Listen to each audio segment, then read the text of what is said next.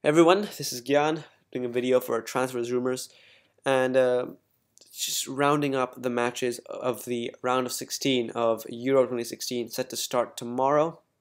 Um, if you want to hear more about these matches and other things that have been going on in the past week, please come to my channel, check out the Football Review podcast. I'm actually at the Euros, going to a few of the matches here. Well, in London right now, but going to go to a few of the Euro matches. I've already been to England, Slovakia, and Spain, Croatia. Vlogs for that will be on my channel, and I'll be going to Wales versus Northern Ireland in the next round of matches. So just quickly go through and break down the matches that we have in prospect. Starting off on Saturday, the opening match at Saint Etienne is between Switzerland and Poland, 3 o'clock local time. Interesting one because both these sides have done pretty well. Switzerland managed to stay unbeaten, getting a win against Albania and drawing against Romania and France. They struggled a bit in the Romania game, probably should have won that and showed us a bit of weakness over there, not being able to see off Romania, who ended up finishing bottom of the group. Although I have a lot of respect for Romania and how they lined up defensively. I felt that finishing last was not fair of the quality they had, but Switzerland failed to put them away. And they did pretty well against France, probably controlled the game against France for large spells and probably deserved to beat France, in all honesty. So going into the game against Poland are yet to concede in the tournament. One of the two teams yet to concede. The other one is Germany, also in their group.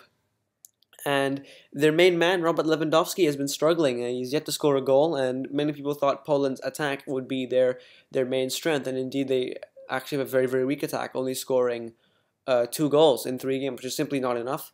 I think if Switzerland can score the first goal, I think that they will go through because simply I don't see Portugal scoring goals, and I don't see Poland scoring goals. Sorry, not Portugal, and it's a bit strange considering that going into the tournament everyone thought Poland would be the team to look out in terms of high scoring matches, but it's the opposite. And I think if Switzerland can take the lead, I think they will go through in this game.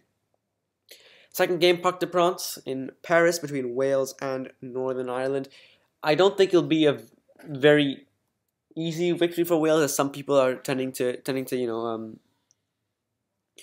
make out that it'll be a very easy game. I disagree with that statement. I think Northern Ireland have shown that they're more than capable of defending, they're more than capable of sitting back and playing very good football. Possibly not the best on the ball, but neither are Wales. You look at Wales's games. I mean, against England, where they just defended, didn't do too well.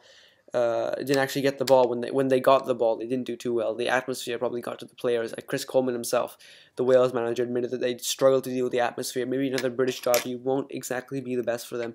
They did do very well against Russia, but Russia, of course, were terrible the entire tournament. So personally, I do think it's gonna be a Wales win, but it won't be as easy as everyone thinks it will be. But it will be a Wales victory in the end, in my opinion. The third game of the day takes place in Lens between Croatia and Portugal.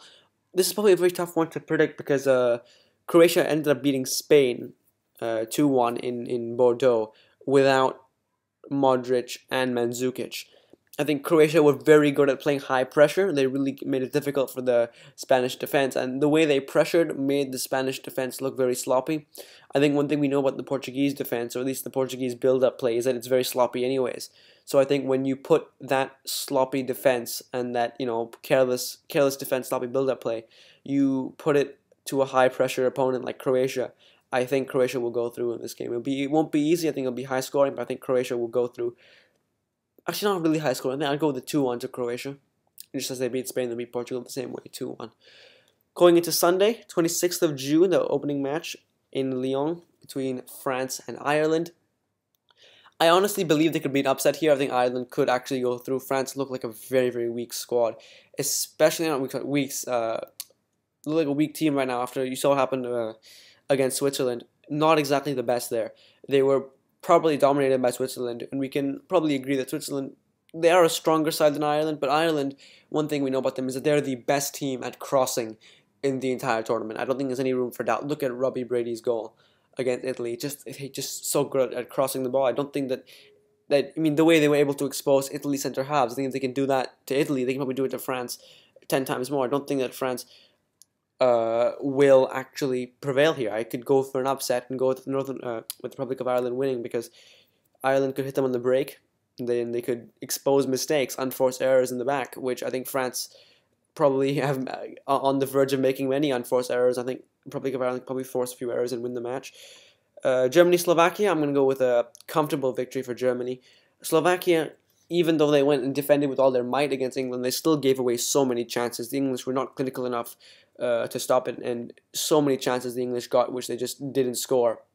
And in the knockout stage, Slovakia can't even be that defensive. They'll be even less defensive than they were in the group stage. I think if Germany are given half the number of chances that England were given, I think that they will go through. It'll be a comfortable victory for Germany, no doubt, in my mind.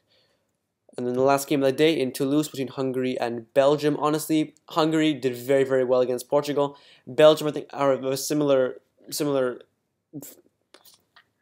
I think they could push Belgium as well. I think that they could probably push Belgium to the wire. I don't see Belgium going out to Hungary, but I think Belgium could be pushed to the wire by the Hungarians. Going on to Monday now, the biggest match of the round of 16 is between Italy and Spain. In my own opinion, I do think Italy will go through. Was not very convinced by Spain.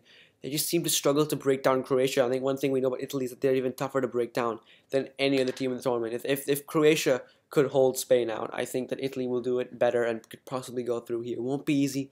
No, this is probably the most difficult one to predict, but I just think Italy will edge it over here.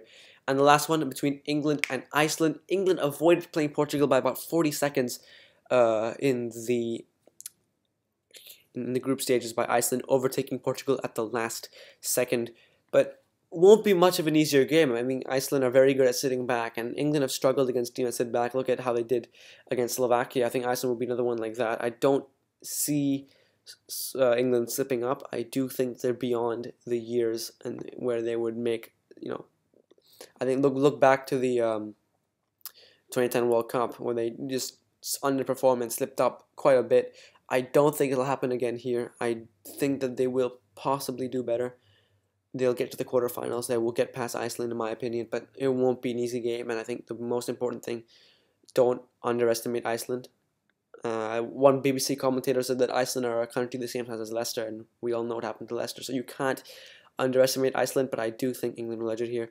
Thank you very much for listening to this video. I'll see you all later.